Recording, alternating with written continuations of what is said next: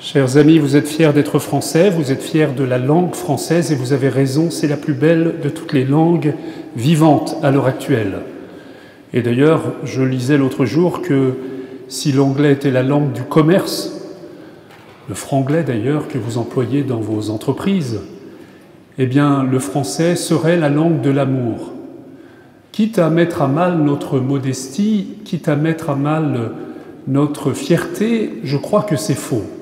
Le français est très pauvre lorsqu'il s'agit de parler de l'amour.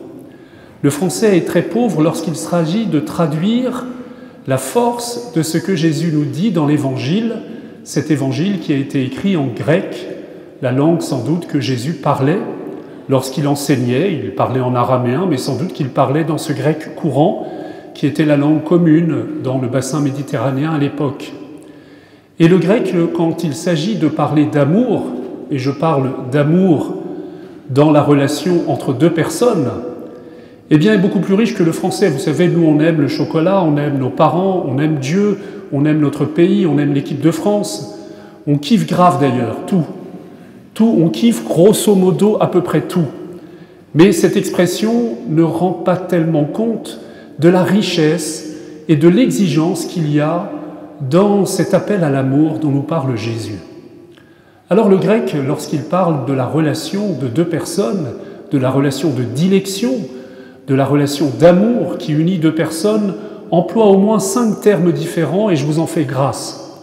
Vous pourrez faire une recherche.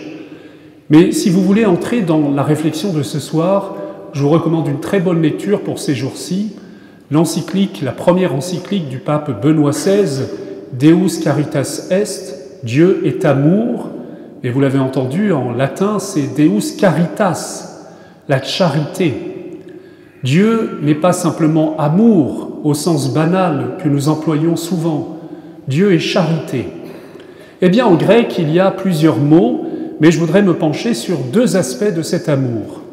Le premier amour dont la mythologie grecque nous parle, gréco-latine, il a pour nom Eros. Vous savez, la divinité Eros dans la mythologie, c'est celui qui est né de l'union de 2 dieux contraires. Le dieu Poros, dieu du manque, dieu de la pauvreté, Dieu qui promène sa pauvreté partout et qui s'unit parce qu'il désire cela, il s'unit à la déesse Pléna. Pléna, c'est la plénitude et c'est normal lorsque nous manquons, eh bien nous voulons être comblés. Et précisément, Eros, ça a donné érotique, c'est le désir de combler le manque qui est en moi. Et ce désir, il est naturel en nous. Ce désir, il nous accompagne depuis que nous sommes nés parce que nous manquons de toutes sortes de choses. Nous avons eu besoin de notre mère pour nous nourrir, nous avons besoin des autres pour nous enrichir. Et il y a cet élan puissant qui est l'élan amoureux, érotique, qui unit un homme à une femme. C'est le désir de se combler de ce que l'autre peut me donner et que je n'ai pas en moi. Ce désir, nous dit le pape Benoît XVI, nous ne devons pas le condamner. Ce désir, il a été créé par Dieu. C'est un désir puissant qui nous pousse à sortir de nous-mêmes. Et d'ailleurs, le dieu Eros a des ailes, parce que l'amour nous donne des ailes, parce que l'amour nous arrache à nous-mêmes. Mais vous l'avez compris, ce désir, eh bien, même s'il m'arrache à moi-même, il me ramène en même temps à moi-même. Parce que le but de ce désir, de la satisfaction de ce désir, c'est de combler un manque pour moi. Donc ce désir de l'autre, si vous m'avez bien suivi, c'est d'abord un désir de l'autre pour moi. Donc un désir qui est centré sur ma personne. Et encore une fois, je ne dis pas qu'il est mauvais, mais tous, vous l'avez expérimenté. Vous avez expérimenté que dans le désir amoureux, dans l'élan amoureux qui vous a saisi souvent tôt, le premier élan amoureux à l'adolescence est très fort, très pur. Mais en même temps, assez vite, nous constatons qu'il y a quelque chose de mêlé, que mon ego veut sa part, et qu'il y a dans cette générosité de sortir de moi-même en même temps quelque chose qui me rive à moi-même, et quelque chose qui, c'est le fruit du péché originel précisément, va tenter de capter l'autre pour moi. Et c'est toute l'ambiguïté de cet élan d'éros et d'amour qui est si spontané, si beau en moi, mais en même temps si mêlé. Vous l'avez compris, cet éros, Jésus ne nous le donne pas puisqu'il nous a été donné par la création. Donc ce n'est pas ça le commandement de l'amour dont Jésus nous parle. D'ailleurs, est-ce qu'on peut commander à quelqu'un de ressentir du désir pour quelqu'un d'autre? Si nous restons à ce niveau de l'amour éros, nous ne comprenons rien à la parole de Jésus. C'est impossible de commander « aimez-vous les uns les autres ». Je ne peux pas avoir du désir pour tout le monde. Je ne peux pas me sentir attiré naturellement par tout le monde. Et naturellement, il y a des gens qui ne m'attirent pas du tout. Et d'ailleurs, ceux qui m'attirent dans un premier temps peuvent aussi être ceux qui entraînent pour moi naturellement une sorte de répulsion. Donc Jésus ne nous dit pas « aimez-vous d'éros les uns les autres ». L'amour dont parle Jésus, c'est un amour dont il n'est pas question dans la tradition grecque avant Jésus. C'est un amour que Jésus invente, parce que c'est l'amour que Jésus seul peut donner. Et c'est pour cela qu'il est venu. L'amour dont il est question, c'est celui que nous traduisions en français par le mot charité, caritas en latin, agapé en grec. L'amour d'agapé, c'est l'amour qui me conduit à me donner, non pas pour combler un manque en moi, mais justement à me donner gratuitement, sans aucun retour sur moi-même, à me donner jusqu'à l'oubli de moi-même, à me donner jusqu'au sacrifice de moi-même. C'est l'amour du pardon, c'est l'amour gratuit, l'amour désintéressé, c'est l'amour dont a témoigné tous les jours Mère Teresa. Croyez-vous que les gens vers lesquels elle allait l'attiraient particulièrement? Croyez-vous qu'elle avait un sentiment, un éros fort pour aller vers ceux qui étaient en train de mourir dans leurs excréments sur le bord du chemin? Croyez-vous que Maximilien Kolbe, lorsqu'il a donné sa vie à la place d'un père de famille, et qu'il a donné sa vie en pardonnant et en poussant ceux qui l'entouraient et qui mouraient dans des conditions épouvantables dans le camp de Dachau, croyez-vous qu'il avait de l'attirance pour tous ceux qui étaient ses bourreaux et qui l'humiliaient ainsi? Non, il n'avait pas cette attirance, il n'avait pas ce désir naturel, il ne voyait rien en eux qui pouvait combler un manque en eux, il ne voyait que l'obscurité, et pourtant il s'est donné à eux d'un amour de charité, d'un amour d'agapé, d'un amour de don. Il n'attendait rien pour lui-même, mais il se donnait. C'est cet amour-là que Jésus nous commande de pratiquer. C'est cet amour-là que Jésus nous commande de pratiquer. Et si vous m'avez bien suivi, en réalité, vous devrez arriver à la conclusion que Jésus nous commande quelque chose qui n'est pas humain en réalité. Qui n'est pas humain au sens que ce n'est pas dans nos capacités humaines de le réaliser. Et tous, nous devons un jour ou l'autre constater cela. Et c'est une des épreuves les plus douloureuses chez les gens qui veulent se mettre à la suite de Jésus, qui veulent sincèrement aimer. Eh bien, notre premier réflexe, c'est que nous voulons aimer avec nos forces humaines. Nous disons, puisque Jésus a fait cela, nous allons faire comme lui. Puisque Maximilien Kolbe a fait cela, nous allons faire comme lui. Puisque Mère Teresa a fait comme cela, nous allons faire comme elle. Et la réalité, c'est que c'est impossible. La réalité, c'est que nous n'avons pas le début d'un millième de la force qu'il faudrait pour le réaliser. La réalité, c'est que, si c'est un constat douloureux pour nous, ça ne doit pas nous décourager. Je me souviens de ce jeune homme qui s'était engagé dans une association, c'était à Bras Ouverts. À Bras Ouverts, vous connaissez sans doute, il y en a beaucoup de votre âge qui s'y engagent. Ce sont des week-ends où on essaye de vivre l'amitié entre des personnes valides et des personnes porteuses de lourds handicaps. Et ce jeune homme était allé avec tout son enthousiasme, toute sa générosité. Et il m'a dit, avec des larmes dans la bouche, avec une espèce de colère rentrée, « En fait, je m'aperçois que je n'ai pas la force d'aimer ce jeune qui m'a été confié. Et même je lui en veux, j'ai de la colère contre lui, comme s'il y pouvait quelque chose d'être impotent, d'être handicapé. Mais il y a une dureté dans mon cœur qui m'empêche d'aller plus loin. » Alors je lui dis, « Réjouis-toi. » Parce que tu fais la constatation que cet amour de don gratuit n'est pas en ton pouvoir et que c'est précisément pour cela que Jésus est venu. Ce que Jésus nous commande, il faut bien le comprendre, il ne le commande pas de l'extérieur. Ce que Jésus nous commande, qui est impossible pour nous, il veut le réaliser en nous. Il veut vivre en nous. Il veut venir en nous pour faire ce que nous ne pouvons pas faire par nous-mêmes. Ça s'appelle le don de l'Esprit Saint. L'Esprit Saint nous a été donné pour que le cœur de Jésus vienne se loger dans notre cœur, pour que le cœur de Jésus vienne comme dans une greffe spirituelle, comme une greffe mystique, nous donner, de transfigurer notre capacité humaine pour lui donner une potentialité supérieure.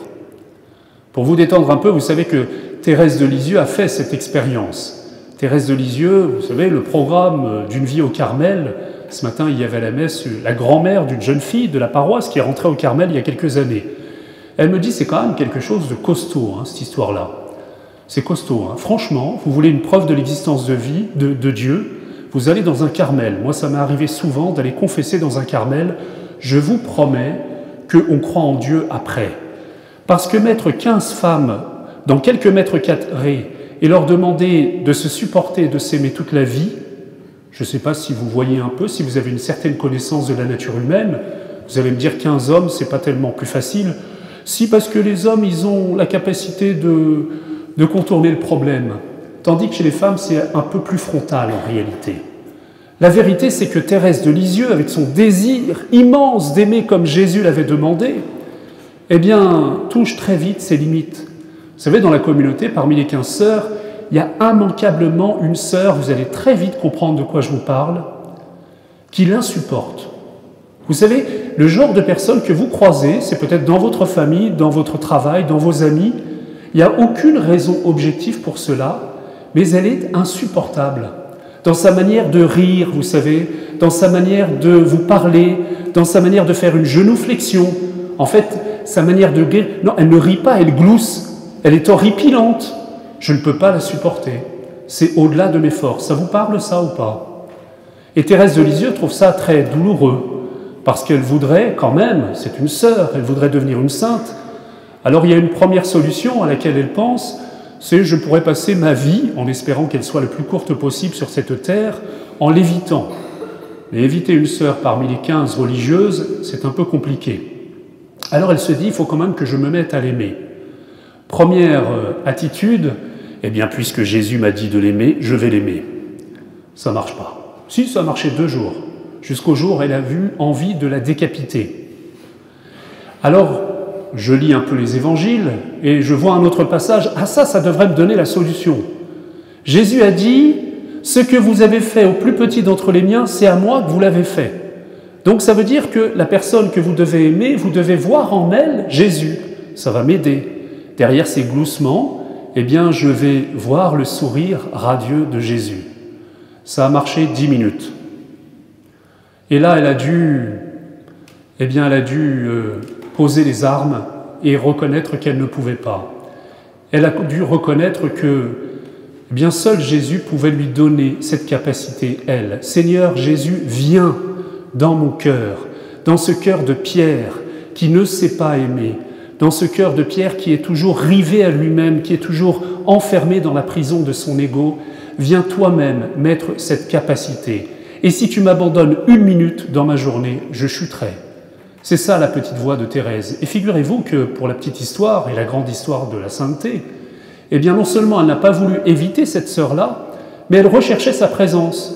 Alors il y a des moments où de toute façon vous devez être avec elle, et puis il y a des moments de récréation. Ces moments de récréation, elle s'asseyait à côté d'elle, et elle riait à ses blagues, elle l'entendait glousser, et elle gloussait avec elle. À tel point que pour toute la communauté... Souriez quand même, c'est une super histoire ça, parce que vous dormez complètement là, et moi je m'échauffe. C'est quand même incroyable. Vous allez voir la personne qui vous insupporte toute la journée.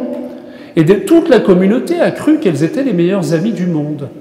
Le problème, c'est qu'elle a relaté ça dans ses carnets. Et quand elle est morte, tout le monde a lu. Et toutes les sœurs ont reconnu de qui il s'agissait. Sauf une personne. Il faut croire qu'elle était vraiment exaspérante. Elle proclamait partout à tous les journalistes qui venaient voir le Carmel de Lisieux, j'étais la meilleure amie de Thérèse de Lisieux, Thérèse de l'Enfant Jésus de la Sainte Face. Un beau jour, pour le bien de son âme, la Mère supérieure lui a quand même dit « Ma sœur, il faudra que vous lisiez la page 125 des manuscrits autobiographiques de votre meilleure amie. Ça vous fera un peu de mal, mais vous constaterez qu'elle vous a véritablement aimé, mais aimé d'un amour de charité, d'un amour qui lui a beaucoup coûté. » Et cette sœur a découvert cela. Voyez de quel amour il s'agit? Alors vous comprenez qu'en réalité, si c'est cet amour que nous ambitionnons, nous avons besoin de Jésus et nous ne pouvons pas faire sans lui. Les époux le savent, c'est facile de s'aimer au début. Il y a une expression qu'on emploie souvent dans la préparation au mariage à Saint-André de l'Europe, c'est la fin de la PIA. Vous connaissez la PIA? Entre deux époux, phase d'idéalisation aveugle. Tu es le plus beau, tu es la plus belle, je suis le plus beau, je suis la plus belle. C'est facile de s'aimer. Ça dure, paraît-il, en moyenne 3 ans. Il y a un livre qui a été écrit là-dessus, L'amour dure 3 ans, de Bec Bédé. C'est l'amour Eros. C'est qu'au bout de 3 ans, alors il y en a, ça dure 1 semaine, il y en a d'autres, ça dure 10 ans. Mais comme on dit, si l'amour rend aveugle, le mariage rend la vue, mieux vaut retrouver la vue avant. Eh bien, un jour, j'ouvre les yeux et je vois que l'autre, eh bien, en fait, ne comble pas tous mes désirs et qu'en fait, il n'est pas toujours aimable et qu'en fait, j'ai beaucoup de mal à l'aimer et qu'en fait, je n'y arrive pas. Et ça peut être un brisement dans le cœur. C'est justement le jour où les choses sérieuses commencent, où on peut entrer dans une nouvelle dimension de l'amour. C'est justement ce jour-là qu'on a besoin de Jésus. C'est justement ce jour-là qu'on comprend pourquoi il y a un sacrement du mariage. Le sacrement du mariage, c'est une 3e personne qui vient au secours de notre incapacité à aimer. C'est Jésus qui vient lui-même, dans notre cœur, se substituer ou alors nous renforcer dans cet effort que nous voulons vivre. Alors évidemment, ça ne se fait pas sans nous, c'est une coopération entre notre effort, comme disait Thérèse de Lisieux. Il faut au moins que j'essaye de monter la première marche et puis Jésus, comme une mère qui est un peu apitoyée par son enfant qui n'arrive pas à monter par lui-même, eh bien, va descendre comme une mère et va me prendre dans ses bras et va me saisir dans son amour et me donner d'aimer de son propre amour. Il a juste besoin que moi, je m'engage dans la fidélité, que je m'engage dans la vérité, dans la réalité d'un amour qui accepte de s'engager dans un chemin qui le dépasse. Voilà la grande exigence de l'amour. Vous savez, l'autre jour, je voyais un garçon qui était rentré un peu scandalisé ou sorti, d'une réunion de prière charismatique et il y avait une prière, il y avait une parole. Quelqu'un disait dans l'assemblée, en fait, il disait quelque chose de l'évangile, il citait l'évangile de Jean. Dans Saint Jean, Jésus, à la dernière scène, avant de quitter ses apôtres pour vivre sa passion, leur dit cette parole qui est assez mystérieuse. « Sans moi, mes petits enfants, vous ne pouvez rien faire. » Ce garçon est sorti scandalisé de l'Église. Et il a dit, c'est complètement infantilisant. Qu'est-ce que ça veut dire? On ne peut rien faire sans Jésus. Et pourtant, je peux me lever le matin sans Jésus. Je peux réussir au travail sans Jésus. Je peux faire beaucoup de choses sans Jésus. Peut-être que l'équipe de France, sans Jésus, aurait pu battre les Sud-Africains s'il n'y avait pas eu une tricherie. Mais vous savez que nous devons entrer dans une nouvelle dimension de l'amour. Nous devons entrer dans l'amour des Sud-Africains. Vous avez compris maintenant? J'arrive à notre sujet. Et là, vous comprenez que ça n'est pas possible, parce que le scandale est tel que ça dépasse la justice humaine, notre capacité humaine, tout notre être, toute notre chair se révolte contre ce commandement. Et pourtant, il faut les aimer. Et quand vous en croiserez un, vous le bénirez de tout votre cœur. Oui? Ben vous le ferez pour moi, tiens. Alors ces époux doivent découvrir à un moment qu'ils n'ont pas cette capacité. Et ce jeune homme n'avait pas compris, lorsqu'il avait entendu parler Jésus, « Sans moi, vous ne pouvez rien faire », que Jésus ne parle que de la seule chose qu'il est venu apporter au monde, sans laquelle nous ne pouvons rien faire, c'est son amour. Oui, si vous voulez rester au niveau basique d'un petit amour centré sur vous-même, comme disait l'autre, « J'ai pas tellement besoin d'aller à la messe, de prier ou d'avoir la foi pour faire du bien autour de moi. » Non, non, non, mais c'est pas ça que Jésus te demande. Jésus te demande d'aimer jusqu'au don total de toi-même. Jésus te demande d'aimer jusqu'à la fin comme lui, jusqu'à t'oublier, jusqu'à mourir comme tous ces martyrs qui par le monde aujourd'hui témoignent non pas de leur propre force, mais de la puissance de l'Esprit Saint en eux. Jésus te demande rien de moins que d'aimer comme Maximilien Kolbe et comme Mère Teresa. Alors si tu acceptes ce chemin, eh bien tu comprends que sans lui, tu ne peux pas. Sans lui, tu ne peux pas t'engager dans ce chemin humble, quotidien.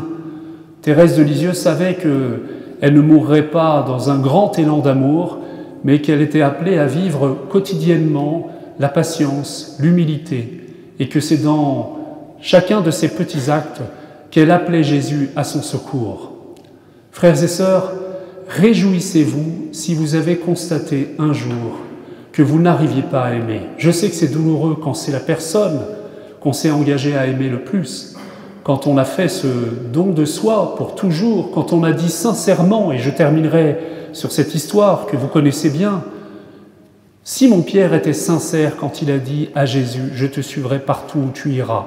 Il aimait Jésus, il aimait de toute sa force humaine, il aimait d'un éros extraordinaire. Il savait qu'il y avait en Jésus quelqu'un d'extraordinaire et il voulait lui donner le meilleur de lui-même. Mais vous savez la suite. Vous savez qu'au petit matin, lorsque le coq a chanté, 3 fois il avait renié. Alors la grandeur de Pierre, c'est qu'il a compris à ce moment-là que s'il avait le désir d'aimer Jésus, il n'en avait pas la capacité et qu'il fallait que cette capacité lui soit donnée. 3 fois, Jésus lui demandera « Est-ce que tu m'aimes ? Est-ce que tu m'aimes d'amitié ? Est-ce que tu m'aimes bien ? Si tu m'aimes juste bien, moi je te donnerai ce que toi tu ne peux pas recevoir par toi-même, conquérir par toi-même, l'agapé, et tu iras jusqu'au bout du don. » Et la promesse de Jésus s'est réalisée, frères et sœurs. En 64 de notre ère, sur la montagne sur laquelle la basilique de Saint-Pierre est construite aujourd'hui, il a donné sa vie, et de quelle manière? Il a donné sa vie jusqu'au bout, et dans une humilité, parce qu'il a demandé à être crucifié la tête en bas, parce qu'il était pleinement conscient que ce don de lui-même jusqu'au bout, qui réalisait le désir le plus intime, il ne venait pas de son propre fond, il venait de la puissance de l'amour que Jésus déployait en nous. Alors je vous propose ce soir de déposer devant l'autel à Jésus toutes vos incapacités d'aimer, en vérité. Soyez vrais, soyez vrais. Soyez vrais, ne parlez pas simplement de vos sentiments, parce que les sentiments, ça n'est pas cela.